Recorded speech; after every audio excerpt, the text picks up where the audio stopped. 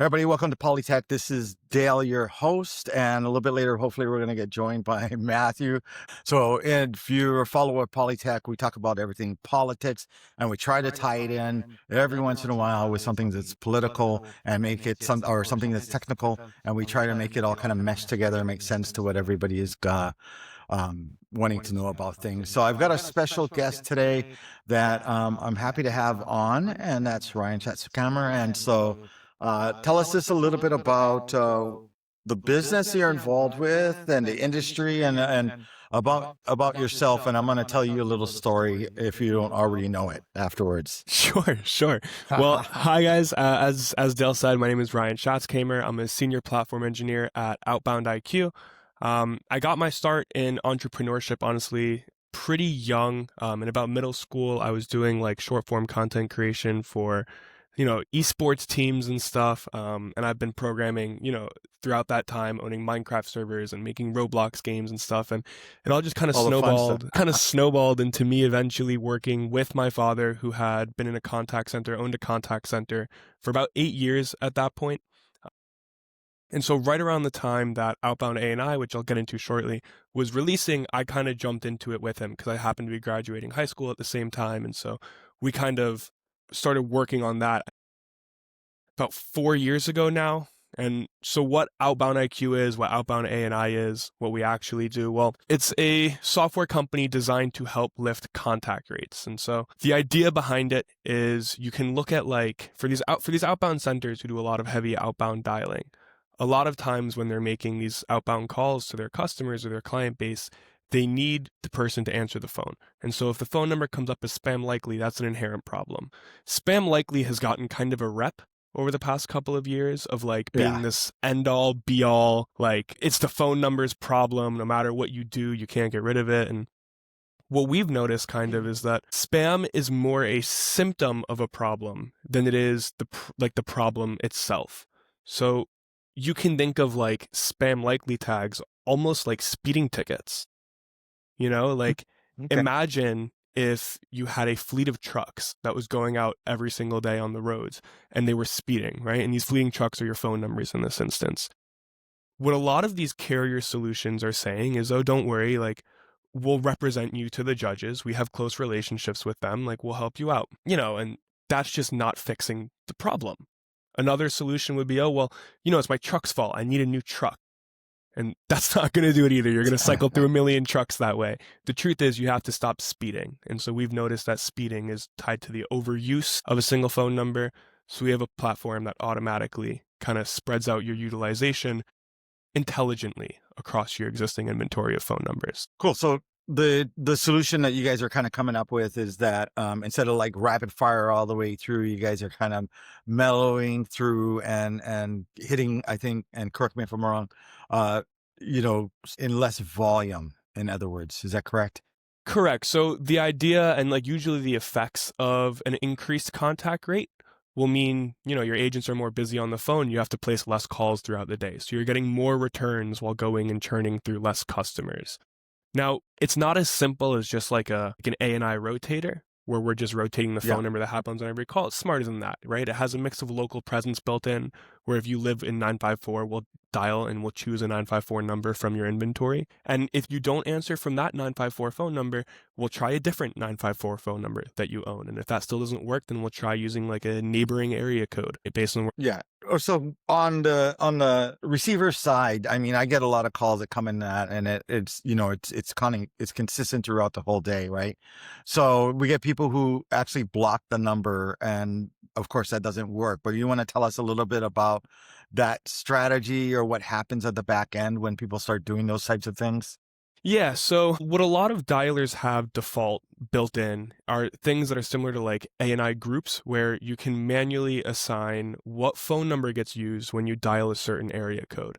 Now, you can have a process that will automatically rotate that. The problem is, if you only have a certain amount of phone numbers in one area code, if somebody blocks one of those phone numbers, you have to be able to try with a different phone number.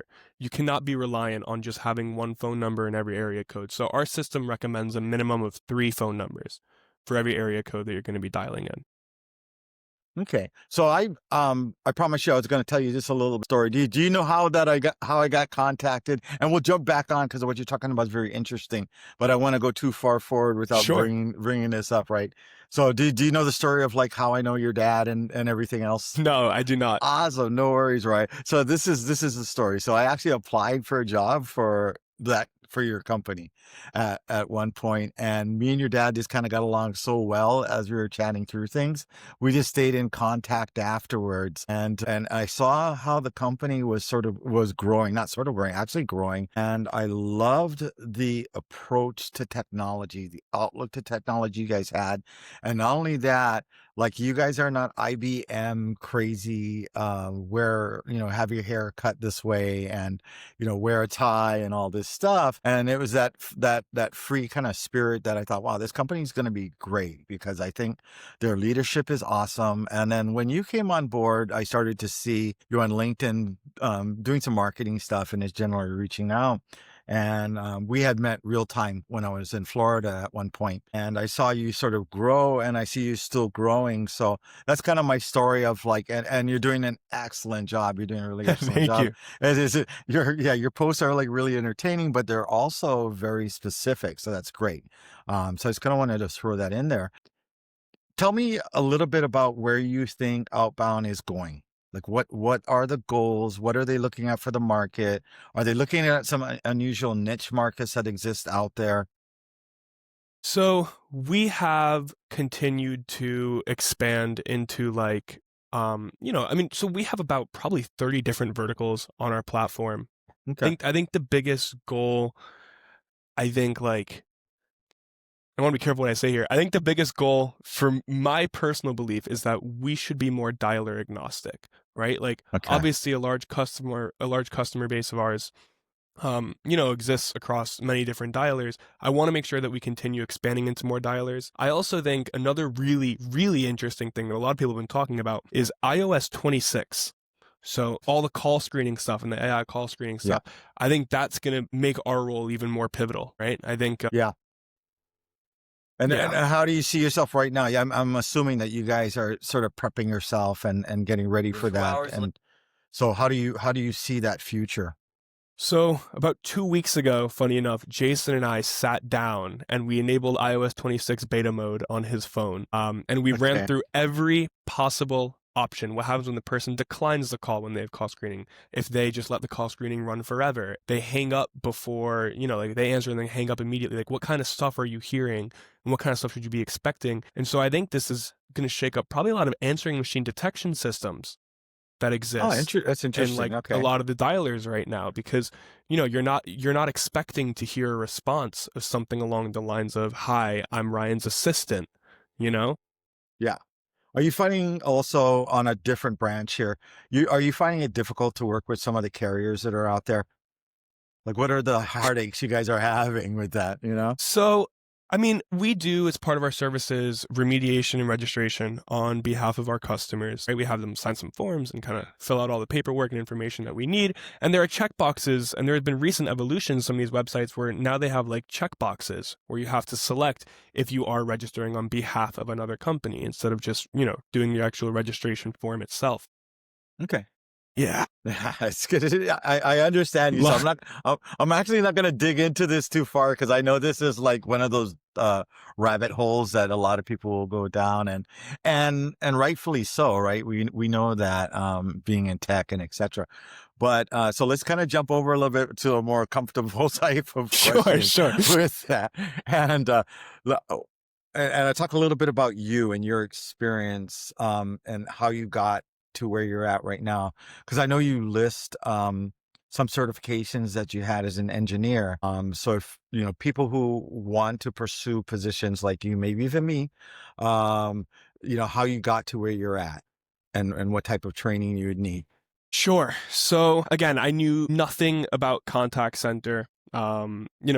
Obviously, like Jason had started Outbound IQ. I was there at the inception, but I wasn't too built into it. At the time, I was running like an ad agency as a senior in high school.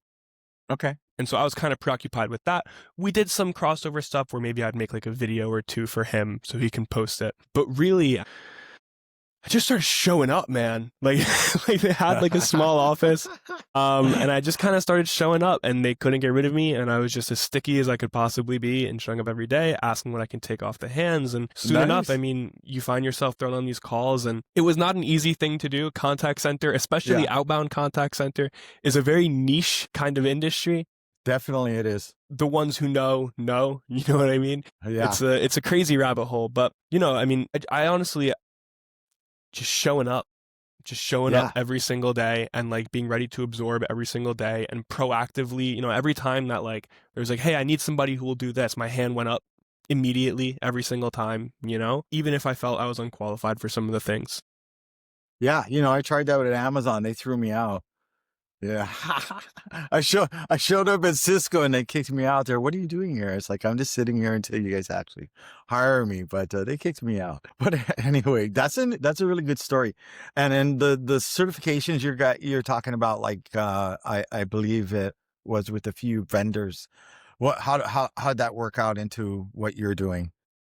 So right now I am 5 times 5.9 certified, 5.9 the Wow. dialer being. And so I've gone through OutboundIQ at one point wanted to become a certified implementation partner with Five9. And for that to take place, you have to pass their courses. So we Yeah. enrolled in their instructor-led courses. We sent 2 people from our company, myself and one of our other engineers, Bruno. And so we did both of those. Shortly after that, I started making content about Five9 kind of on LinkedIn, and I got a reach Yeah. out from some folks at Five9 saying, hey, we'll give you access to these courses and learn these new products if you promote them a little bit, make some videos about them. And so I said yes.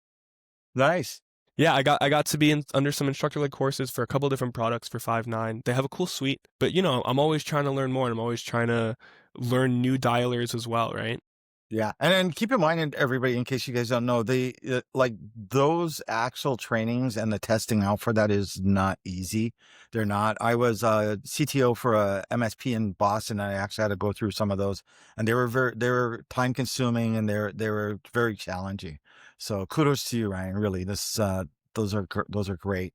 Thank you. Well, I want to ask you about your position and get an idea of, for example, if you had to tell what is the most misconception of what you do, that of your job, that people get wrong like 100%?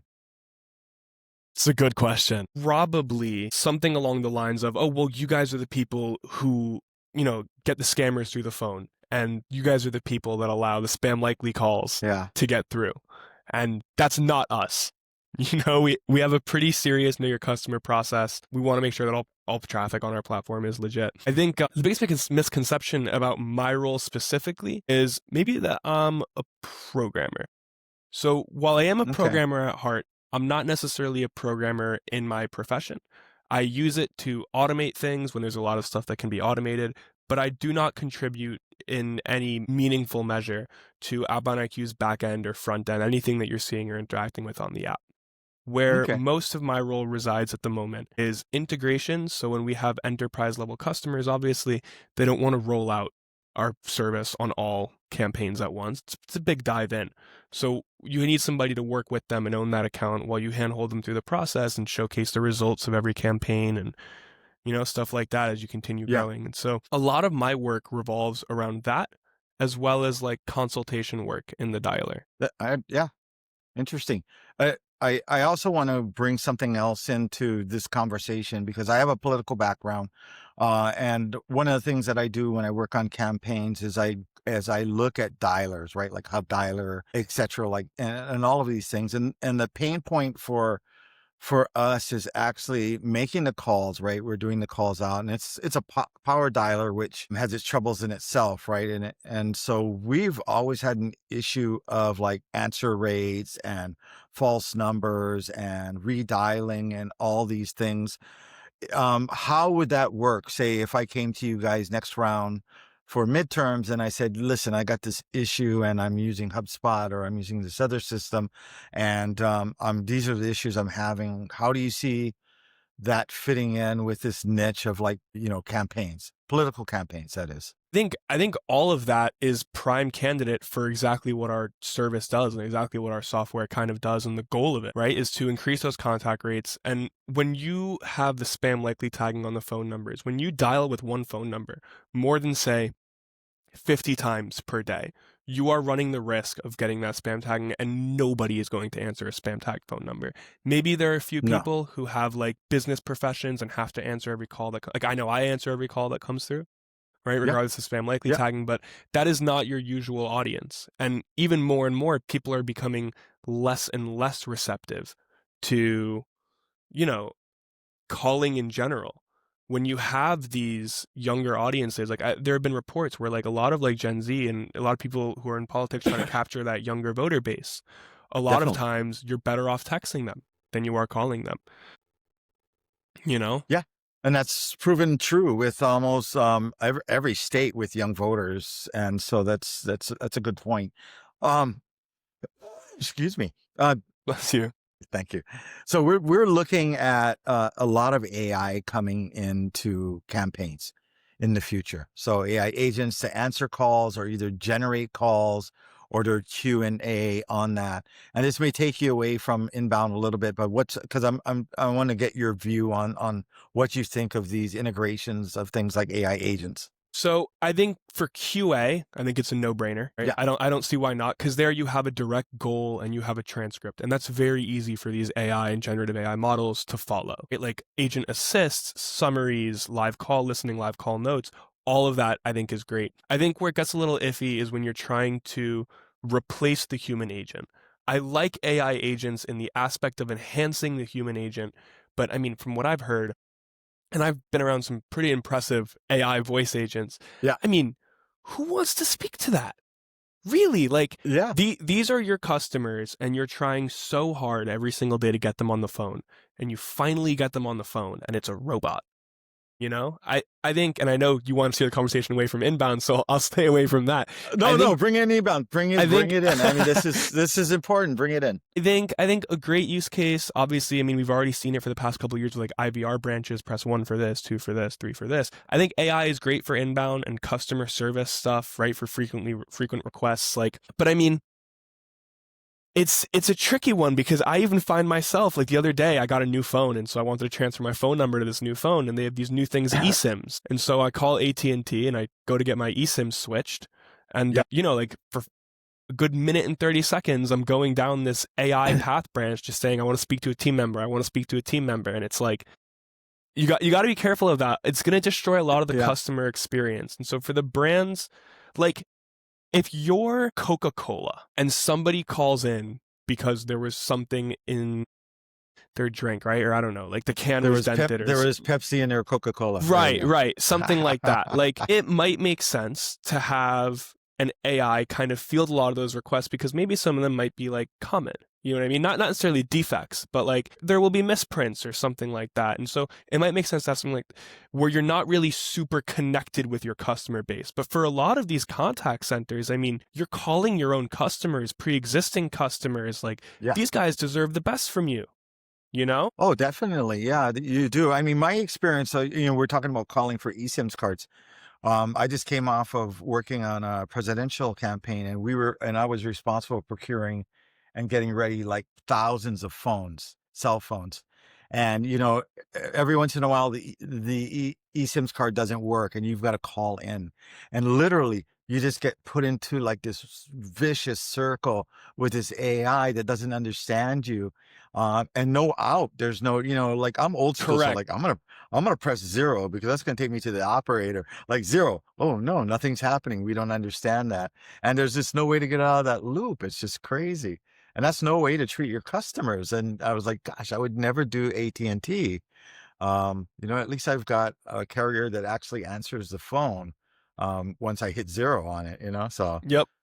Interesting stuff. So, but I mean, I just had this conversation yesterday in a political arena where we talked about AI and how we could utilize that in campaigns, and they were too much surprised because I do teach a bunch of courses on AI online. They were surprised for me to say that you can't, it doesn't fit with everything.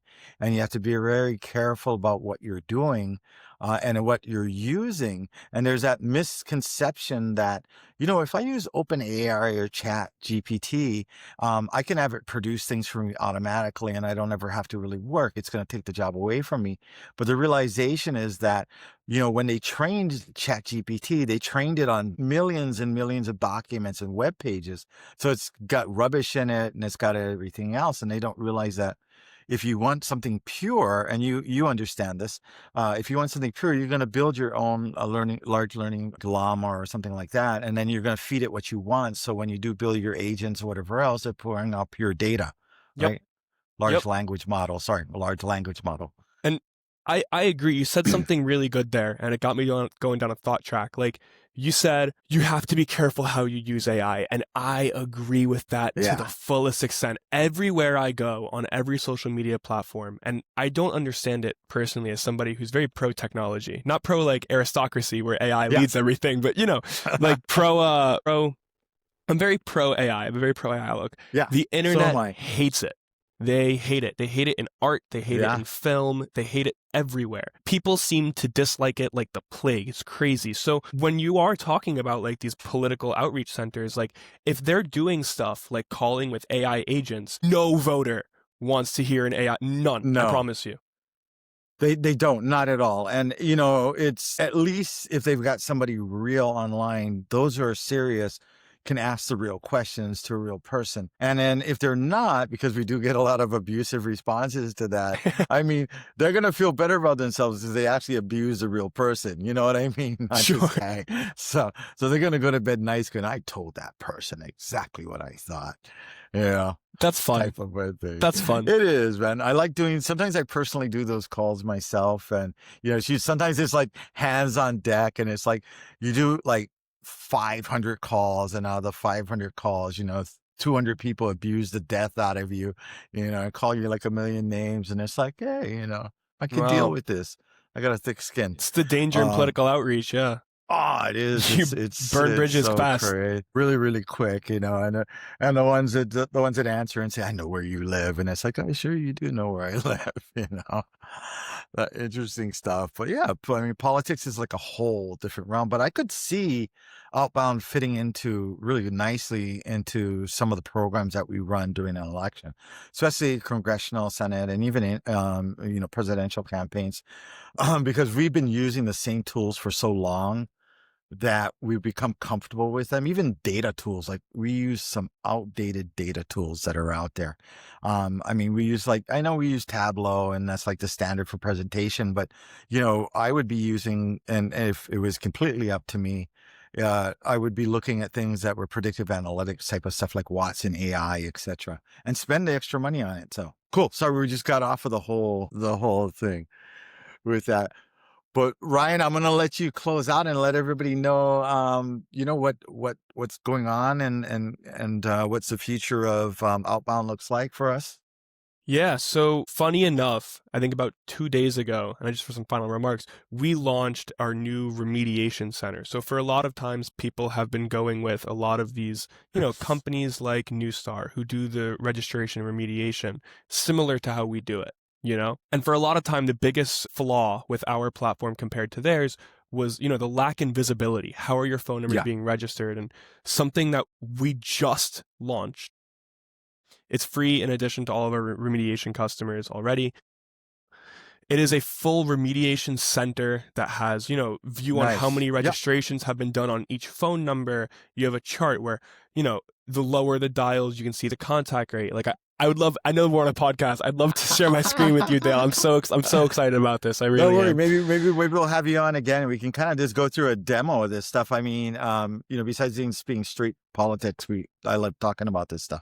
Yep. So, yep. Cool. So tell people, if they're interested in procuring your business, how can they get a hold of you guys? Sure. So you guys can just go to either outboundiq.com or you can just find me on LinkedIn, Ryan Schatzkamer, and I'm happy to kind of field anything there. We also have an email, sales@outboundiq.com.